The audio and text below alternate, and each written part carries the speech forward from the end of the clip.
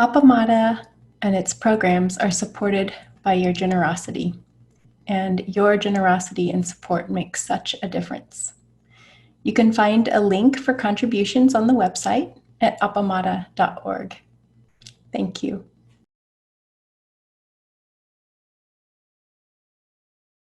So this morning for our Dharma talk, we have really special guests. This is Nicole, Marais, and her friend Adrian is here. And that Nicole is from England, London, England. And then she's been sitting with Appamada during the pandemic. Yeah. So we wanted, and she's visiting. She hasn't moved here. But we wanted to take this opportunity to get to know her more, and actually I wanted to do something that we used to do before the pandemic, which is have everyone that's participating go around and say their name. So what I'd like to do, I know that's a little difficult online, but maybe we could just do it kind of popcorn style. So if you like, just chime out and say your name. We'll start with everybody here, and then when we go around, we'll get everybody that would like to say something online. So I'm Anne Lipscomb. I'm Nicole Marais. I'm Laurie Winnett. I'm Adrian McKenzie. I'm Kim Mosley.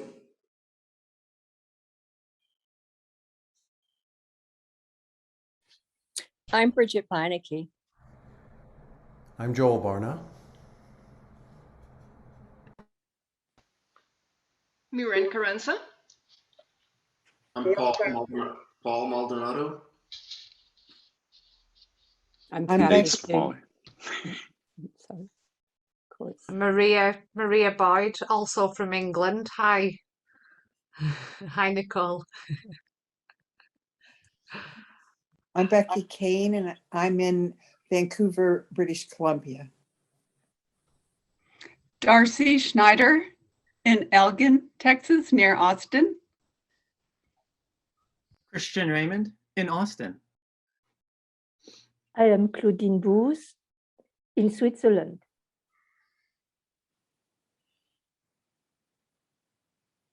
I am Milen Sosaya in Austin. I am Brian Basic. I'm also in Austin. I'm Scott Ravitz from North Carolina.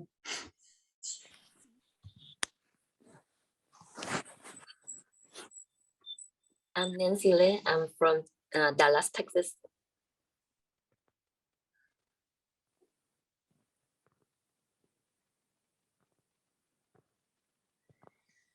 So that seems like a natural ending. Thank you all very much. It's nice to hear people's names and have people, make people join in. So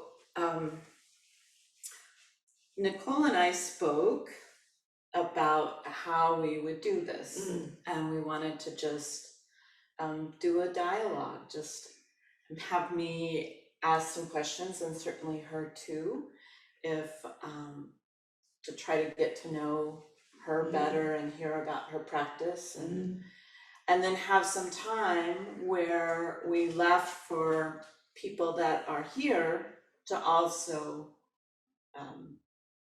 ask questions or give comments.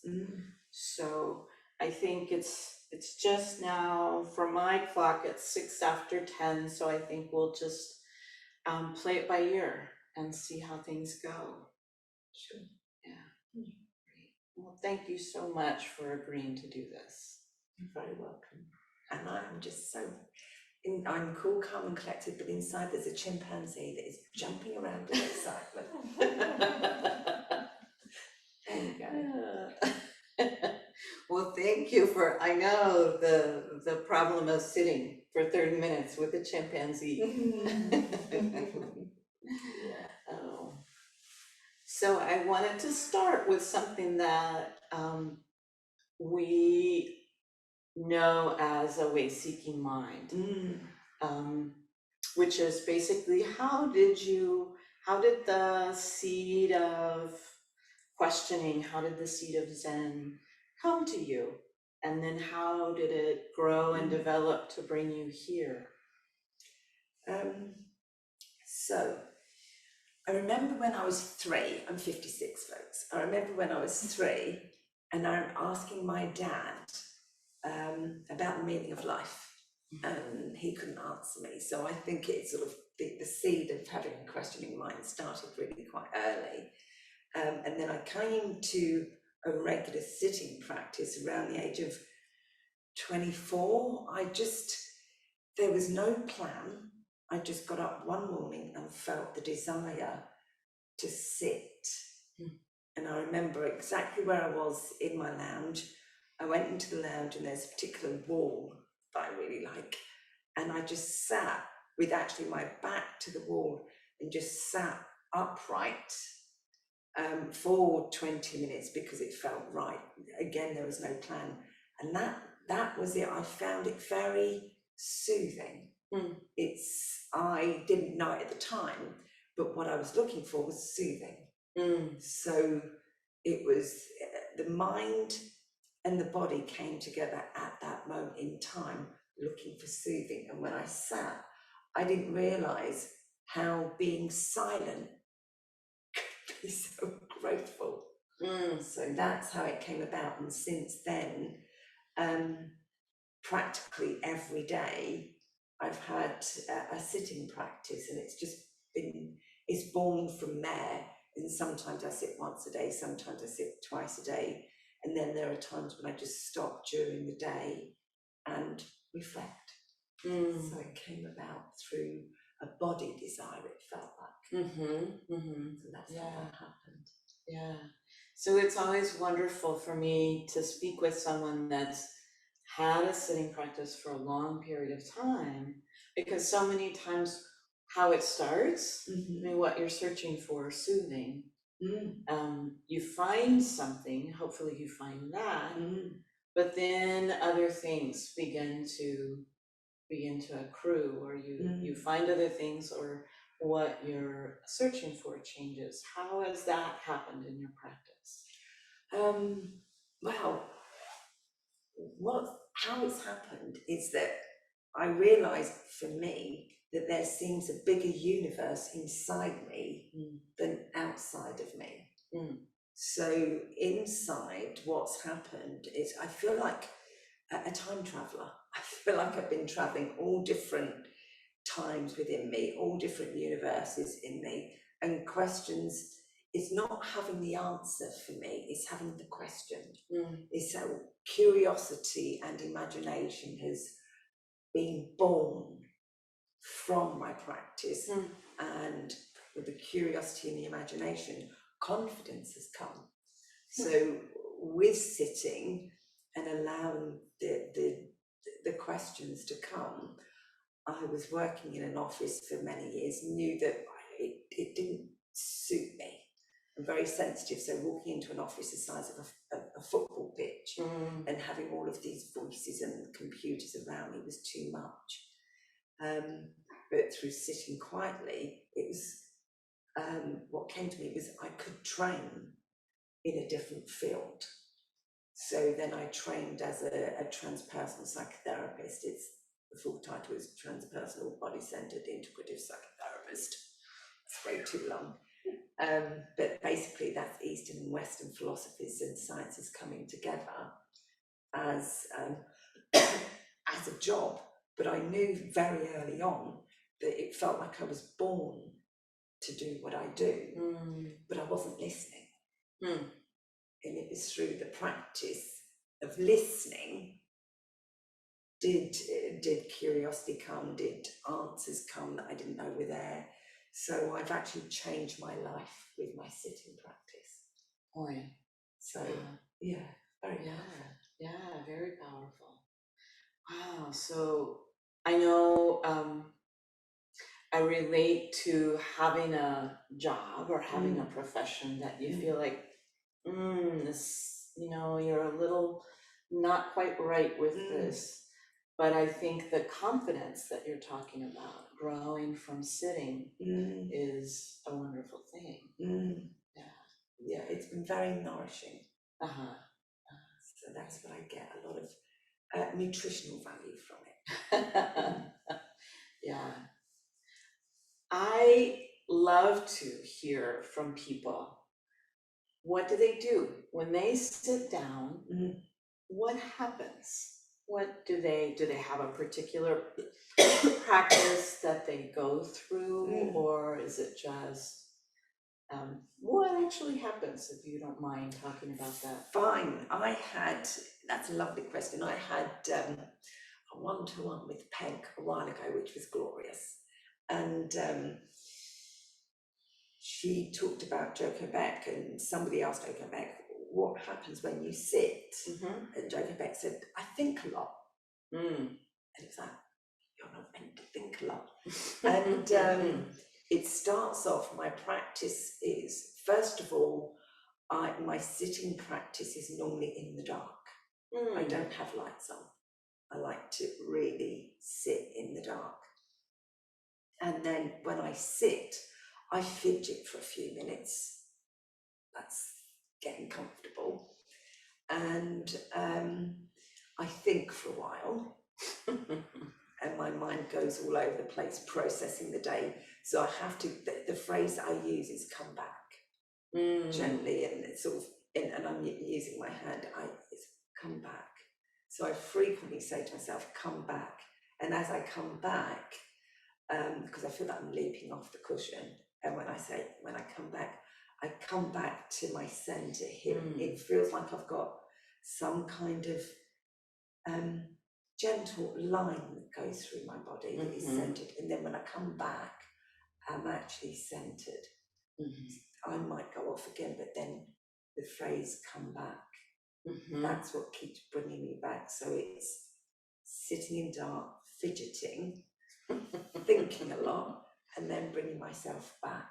And if there's been a lot going on in the world, then I might do a breathing practice of breathing in the pain of the world and breathing out loving kindness. So it does vary.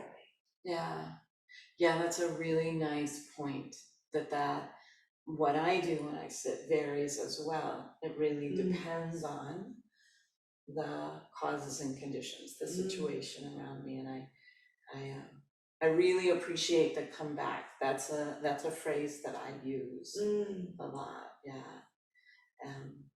That's interesting. This morning I was using the phrase that I've heard the story that Dogen said or came up with when he had an awakening, which was dropping away body and mind, dropping away, which was really nice.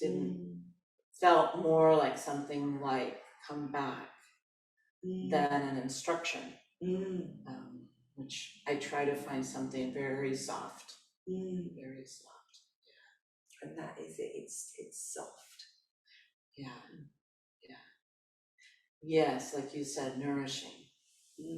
Very much. How has it been, or I guess the question to start with is, have you ever sat with a group of people, or have you always had a personal alone sitting? Several. I've had many different experiences that I've done. I don't know if it's from actually Zen tradition, enlightenment intensive. So enlightenment intensives are, you go away for about 4 or 5 days, and there's a group of people, and you spend time sitting and time doing yoga. But the time sitting is, there are rows of you, and the time sitting is 40 minutes. Then a 10-minute break. It goes on for about 3 hours. Then you do 3 hours of yoga, then 3 hours of sitting. And how it is, you sit opposite a person and they are witnessing you. and you tell them your question and they repeat your question to you, but they're not you. It's not a conversation, they're a witness. The bell goes, then they give you their question and you repeat the question. So it could be, tell me who you are. So the person says to me, tell me who you are. And I will sit for 10 minutes and talk about that. And it's really tough. And when you forget, they just bring you back by saying, tell me who you are. Then when it's a reverse, and I say to them, if they want to know the meaning of life, tell me what the meaning of life is. But they're not allowed to say, oh, what you just said reminds me of this. It's not a conversation. Right. So I've done that. And then at the end of each of those days, you sit and you have 1 hour sitting. And I've been on many yoga retreats where you sit. Excuse me. And whilst I'm in the UK and Adrian is here, we sit every week together. So one of us chooses a reading, we read it, and then we meditate on that. And after we have a discussion, so we do that every week. And whilst I'm in town, we have a sitting practice on a daily basis. So it's been varied, really. And it's been glorious. I've been thinking a lot about the question, for me, of taking refuge in Sangha, because it's so expanded now than with Zoom, with people on a screen as well as people here. And we've finally gotten back to where there are some people actually in person, which is another nice new thing. But I've been wondering about what is the difference you felt? And it's a little difficult because we're kind of comparing apples and oranges with your intensive situation and with your sitting alone, and then you're sitting with Adrian, I imagine on Zoom, a Zoom connection. But what would you say about Sangha and the effect, or how the Sangha manifests in your life, in your practice, those different ways? Well, as I'm listening to the question, I'm an ambivert. So I've been through periods of being very extrovert, very introvert, and I thought, I'm a bit of all, really. So an ambivert, introvert and extrovert, and all the things in between. So for a long time, I was sitting on my own with no Sangha because I was convinced I'm an introvert. This is what introverts do. And then it was an extrovert. You have to go out in the world because that's what extroverts do. And then what the sitting practice has given me is a bit more of a sense of who I am at this moment in time. It might change tomorrow. So with Sangha, even if I'm at work and I can't sort of zoom in, it's kind of knowing that you're across the pond is so comforting. Because even if I think, right, I'm about to go off and see a client now, I'll look at my client and think, they're sitting right now. And that gives me a real sense of comfort, knowing that there are people out there which I have a connection with, because it comes down to, I was listening to a neuroscientist, Dan Siegel, who said, it's all energy, right? He said, when we speak, that's just energy going through the air, creating sound, and then you can hear me. So I don't have to be in the same room as people to have a sense of Sangha. It's energy, which is really powerful for me. So I get a lot from the Sangha and a lot from just knowing people are out in the world. Yeah, that's an aspect that makes a lot of sense to me. I know I'm part of a group right now that has people all over the world, as well as Marais does, and it's very nice to think about. Anytime I can stop and think about it, there are people that are sitting silently going, come back, come back. Very nice. Well, I know that you were very ill at one point in the pandemic and are still recovering. And I wondered,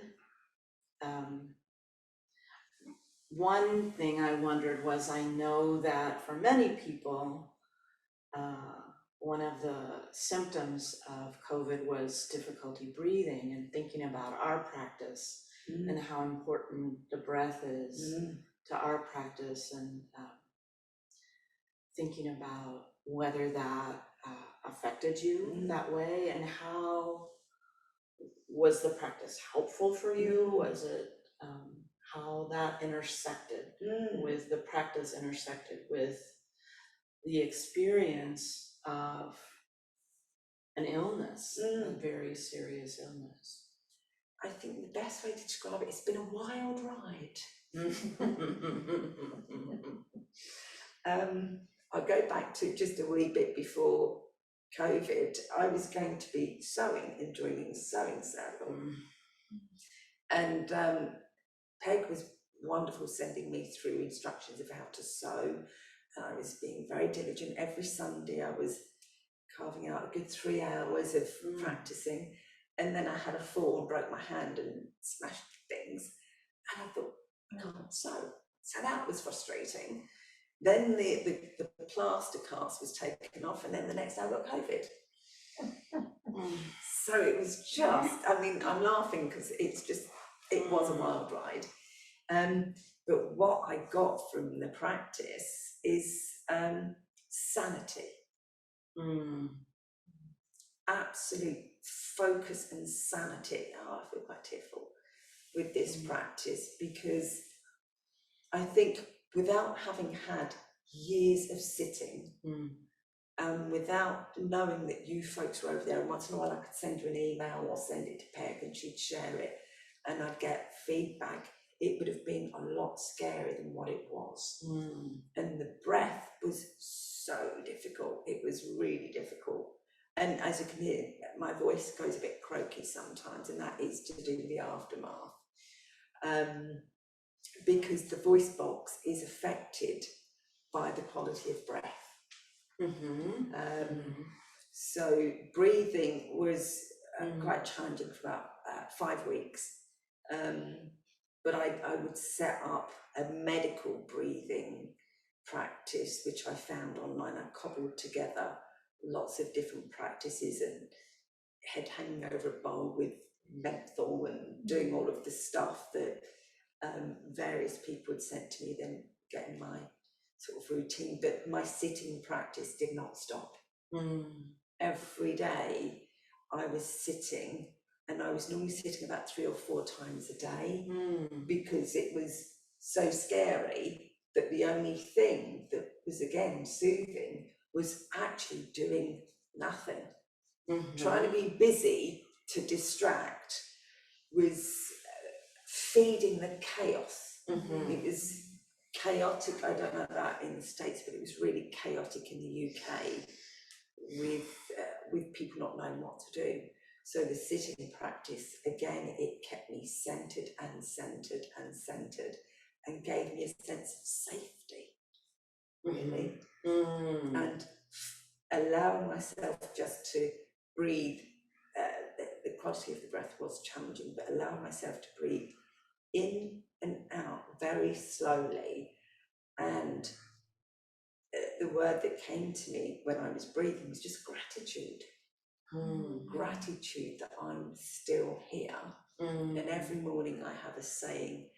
Anyway, I give thanks. There's a couple of sayings that I have every morning, and a couple of sayings that I have every evening. And every morning I start off the day with giving thanks for life. And I was, that was sort of a saying that I had with every sitting practice, because I never knew what was going to be next. Would you mind sharing with us what your phrases are? It's actually it's from the Dalai Lama, and I'm going to have to close my eyes because I normally close it. And it's, every day as I wake up, I give thanks for my life. I give thanks for others' lives. I give thanks for the meaning of life. And it starts that. And that is it. And it's very powerful because I know quite a few people who have died through this pandemic. So giving thanks is very humbling, and not taking life for granted is very humbling. Yeah. It's very powerful. And then I ask to remain conscious throughout the day. And I ask that any anger that I have that comes up throughout the day is transformed into something else, because anger, I find, is a wonderful energy. It can transform the world if it's used well. For me, there's angry determined, or there's angry revenge, and the latter doesn't do anything for anybody. But what was going through me when I was asking for help from the medical profession and being told no, the anger would rise, and I thought, well, it's a good energy. What are you going to do with the energy? So the energy was used to be determined to just exist and see what happened with that energy. So it was breathing very slowly, sitting more often, and being aware of various energies coming through my body and using them wisely. So it sounds like all your training in your professional life too was very helpful. Dovetailed with this. Yeah, because when I trained, which was a long time ago now, there are many different, as you're aware, many different psychotherapy trainings out there, and some of them are very just pure head cognitive. And the training that appealed to me was the transpersonal, and what that is based on is getting into a healthy sense of being, and then transcending that into something else, which is not about you, it's about life. And with the training, I could actually understand what was happening with the 3 levels of my brain. I could understand, right, the reptilian is instinct, the mammalian is I'm feeling really scared, and then there's the cognitive, and the cognitive goes, okay, you've got this going on, you've got this going on, you've got this going on. Slow down, trust. There's a lot of trust going on. Trust that whatever happens will be in your best interest, and if it is death, that is in your best interest. So I went with that. So the training, understanding, and because it's body-centered, understanding what was going on in my body as much as I could, understand my thinking and understanding my feelings, all of that brings me back to center. Really, that's really helpful. Yeah. Really helpful. Yeah. Which is a comforting place. Yeah, the challenge that I still have today is not knowing. Yeah, it's the not knowing, and I had to really sit. What you don't know, so just sit. You don't know, just trust. But it's that not gets me every time.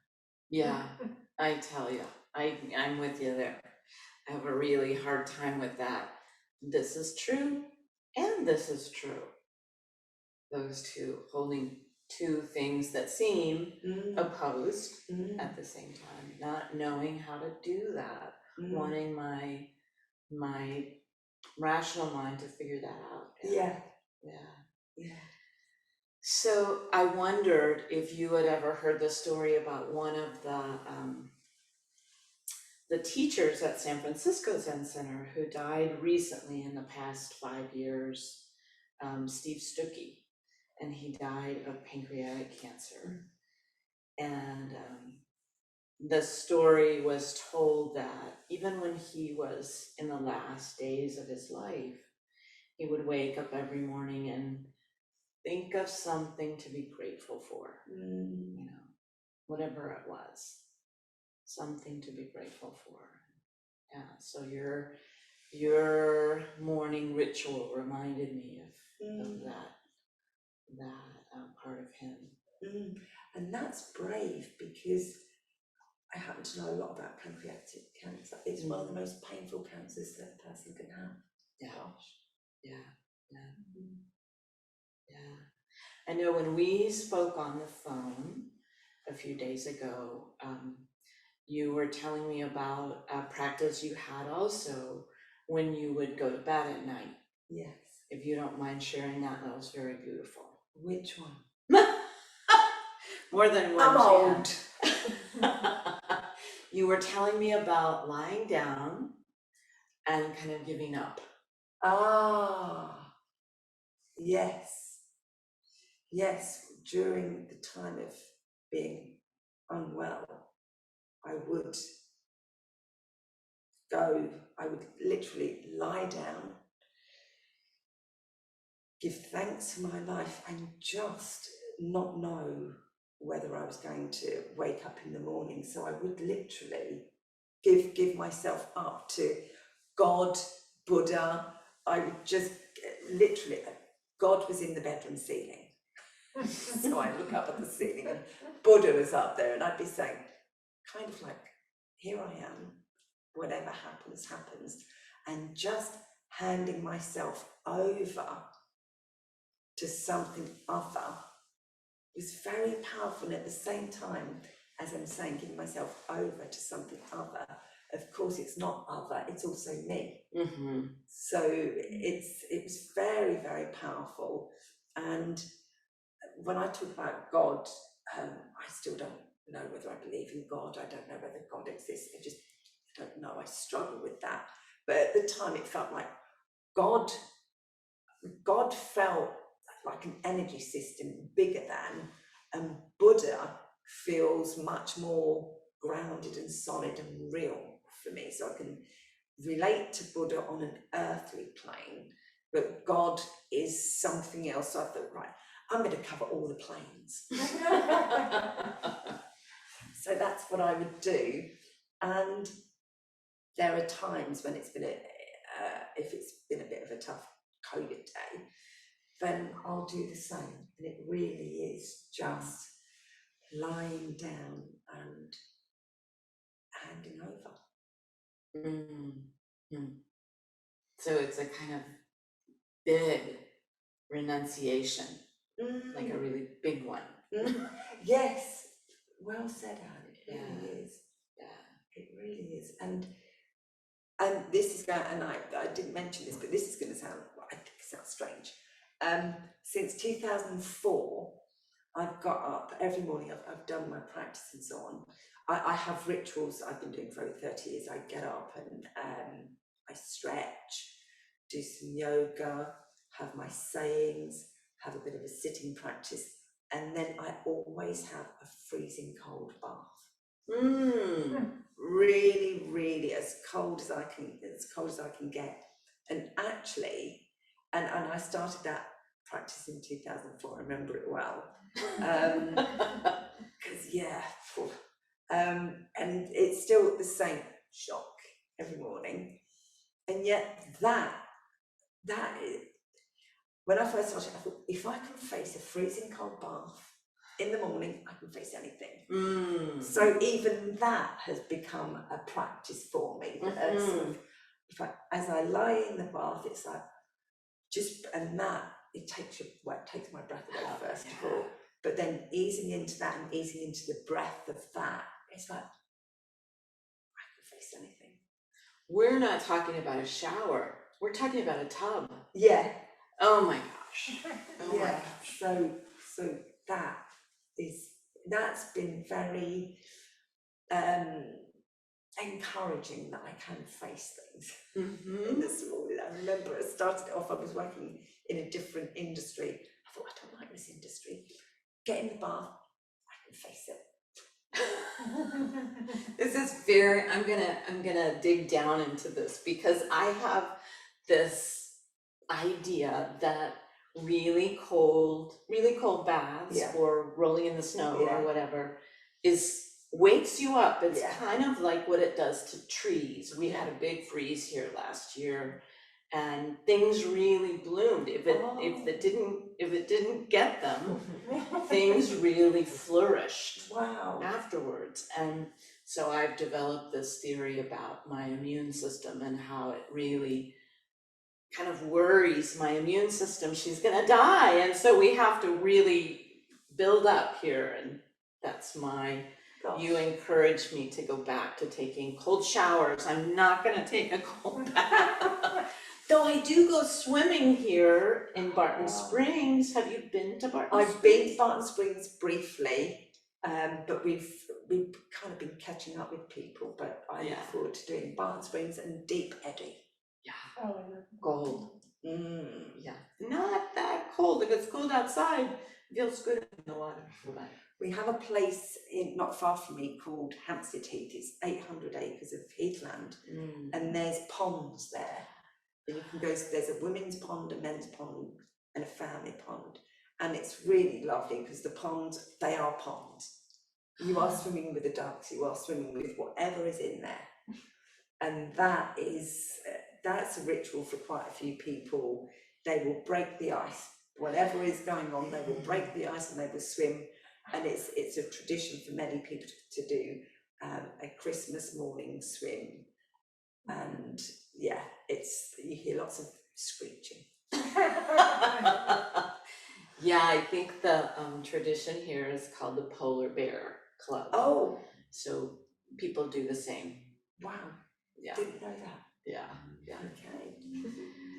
Well, I think I'd like to ask you if there's anything else you wanted to share, or I'm still chimpanzee inside. I can't tell you how excited I am to be here. It feels very surreal. So I need to put my feet on the floor. Just sitting there, I'm in Austin. I'm in Adelaide. So I will settle more, and I'm sure things will come. But it's wonderful to be here, and thank you so much to Kim. It was just serendipity to meet Kim outside, and then Kim walked us around. It was glorious. Thank you, Kim. Yeah. So I wanted to kind of open it up to folks here, folks far away, if they had questions or comments. There's a wall of people. A wall of people, yeah. Yeah. There's a question there. We have Elizabeth that'd like to ask a question. Hi, my name's Elizabeth. I'm here in Austin. I really appreciate how you talked about your practice, because that's really helpful. It's I didn't realize how helpful it'd be. So thanks, Anne, for asking that one. And I really appreciate how you talked about anger, and that it can be a different energy. You know, often people talk about, oh, you know, don't feel those negative thoughts, just get rid of them, you know, but really, you know, maybe we should delve into them, or, you know, meditate with them more. So my question is, can you talk about the difficult times in your practice? Does anything come to mind where you were really challenged in your practice, and it was actually difficult for you and you had to, you know, come to terms with it or overcome it? Oh, for sure. I have a really acrobatic constitution. And there are times when, and it's to do with my gut, and there are times when it's so painful and I can feel the heat and the anger rise, and the last thing I want to do is sit still. I want to bounce off the walls. And that is really difficult, just to be quiet, because my mind will start trying to work out, did you do this? Because my mind will go into self-blaming. Did you have something to eat? Did you do this? Did you do this? It's all your fault. And that's when I go, well, that's just monkey mind. That's just me going off with the fairies. So then I have to come out of my mind, and the difficult thing is to actually come into my gut, because I'm going into the place of pain. But then I think about it as a child, I think if you see a child who's upset, you don't put the child in the cupboard and say, get on with it. You actually stay with the child, say, oh, and you ask the child questions and you sit with the pain of the child until they're no longer in pain. And so that's what I do. I actually go into the pain. It takes more energy to avoid than it does to actually go in. So I go into the difficulty and just sit with it and trust, and it might go on for days, but trust that my body wants to get well, my body wants to heal, my stomach wants to get well. And when I stay with it and I breathe, and I breathe very deeply and very calmly, that really does help with healing, but it can go on for days. So it's by, I call it sailing into the wind. Sometimes, you know, you tack, but actually sail into it. And that's when I get the most soothing, by not avoiding. Go into it. Does that help? She's gone. No, she's there. She Oh. was better. Oh, thank you.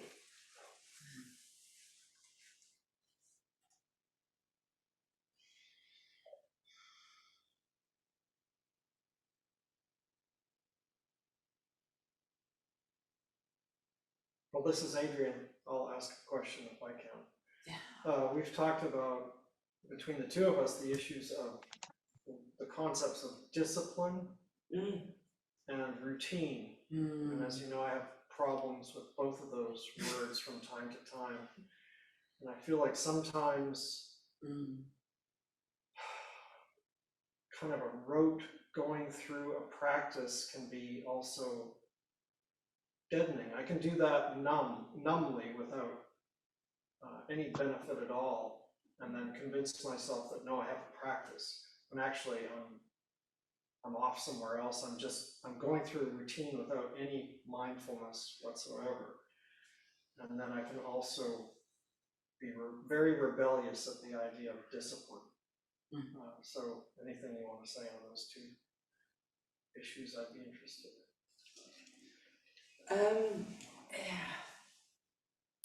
Discipline, it comes back to a book that I'm also reading. I'm a long distance runner, and the book is called Zendurance. And the chap who talks about discipline, he says, if you take an approach to discipline which is not punishment, it's about focus. And then I'm going to bring in some of Flint's teachings about discipline. He says something, sorry Flint, I'm going to paraphrase you.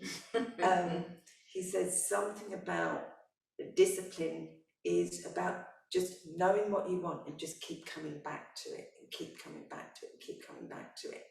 The challenge that I do have is when discipline for me becomes a regime.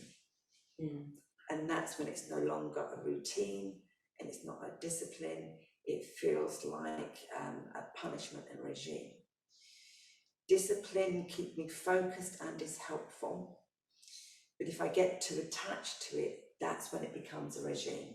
And that's what causes the problem for me. And that's what doesn't allow flexibility. So I get comfort from discipline. I get comfort from routine. But there's still a wonky element for me where if I'm doing it rote, then I've actually lost the aliveness to it. So I have to stay alive to the discipline. And that's when my mind comes in, when I'm feeling a bit sort of sleepy to the discipline. I know that I'm sitting too much in exactly the same way, so I need to tweak it a little bit. And just by tweaking it, do I become alive again? So for me, it's about staying alive to discipline and alive to routine. Then I'm alive to the practice.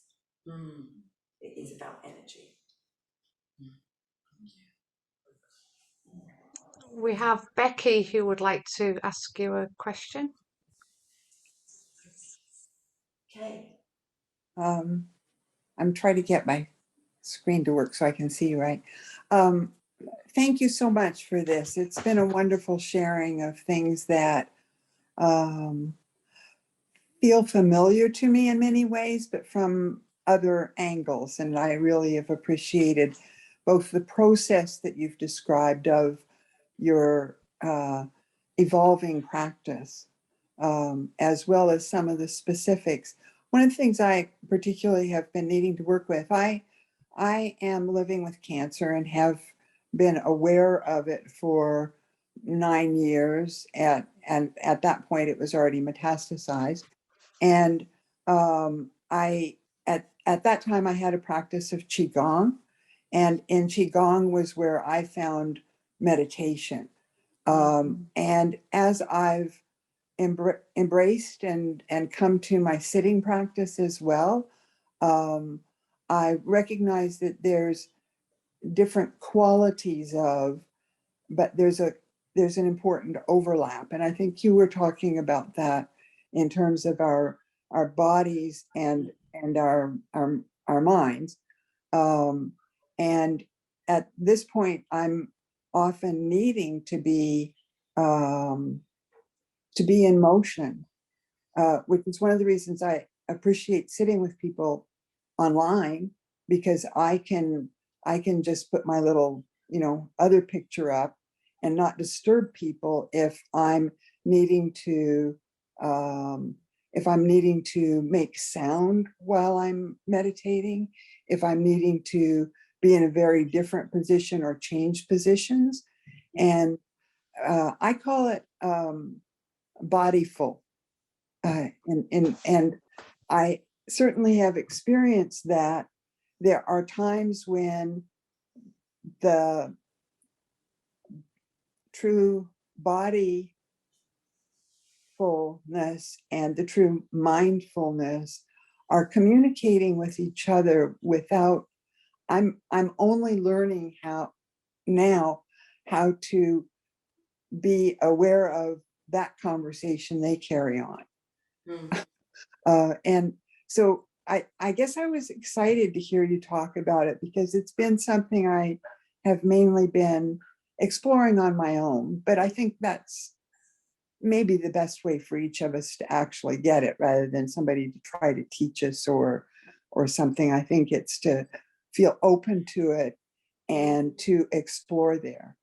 But I just wanted to thank you so much for sharing so much of that, and the ways that it overlaps in the yeah. Thank you. I mean, I'll stop trying to talk and just say thank you so much, Nicole. You're very welcome, and thank you for sharing some of your story. I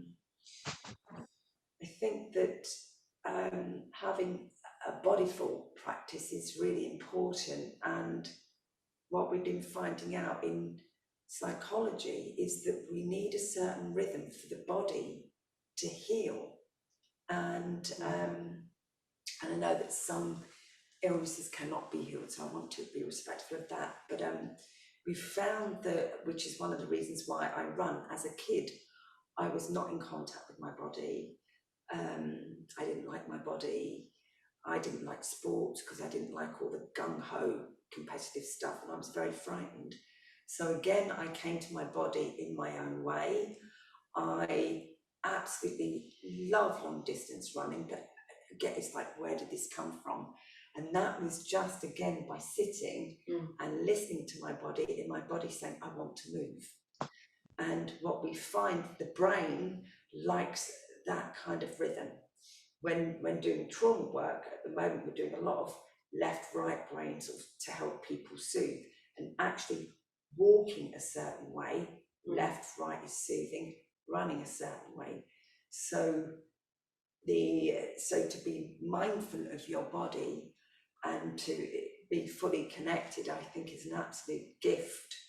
And as Westerners, we tend to not be taught that. So thank you for being so aware of your body. I think it's just, it's very heart-centered. I think we have time for one more question. Someone wants to. You put your hand up. Yeah, Kim. Yeah, actually, my question was about your running practice and just how you connect that to your sitting practice. Is that about the same time as you're sitting? You've been sitting a long time. I've been running. I started. My sitting practice is much longer than my running practice. My running practice, I really started running in about 19, 20 years ago. Again, what I was finding, I was working in an office, and I like the people that I work with, but I felt very trapped. And the way for me to not feel trapped was to go running over the local park. And I thought, this is actually quite nice. My body is designed. I say, why does a dog bark? Because it's a dog. Why do I run? My body is designed for running. And it's through running and long distance running now. I've been long distance running not very long, since 2012. And it's as I run, I don't listen to music or anything. It's really, I come into my body. If I'm running somewhere beautiful, I'll hear birds and that, but then I keep coming in, and it is a form of running meditation. And when it gets really tough, we call it the pain cave in long distance running. You come within and you know that there's going to be pain, but again, with the running practice, with having the breath, with having mantras, whatever it is, that is what gets me through to the other side of a long distance run. But throughout the run, I'm very mindful. And it actually helps my sitting practice, and my sitting practice helps my running practice. So they dovetail very well. So, and then sort of life is a practice, and I really like the use of the word practice. It's like not a sitting perfection, it's not a running perfection, it's just a life practice. So they dovetail really very lovely. Yeah. And I've got a tattoo on my ankle that says, I am the storm. So when it gets really difficult, I just look at my ankle and think, I'm going to get through this. There you go. Tell us the name of the book you're reading now about running. It is called Zendurance. Zendurance. Yep. Okay. And it is about having a Zen approach to long distance running. And it's really lovely. It's really lovely. Yeah. Well, I think we've come to the end of our time for talking.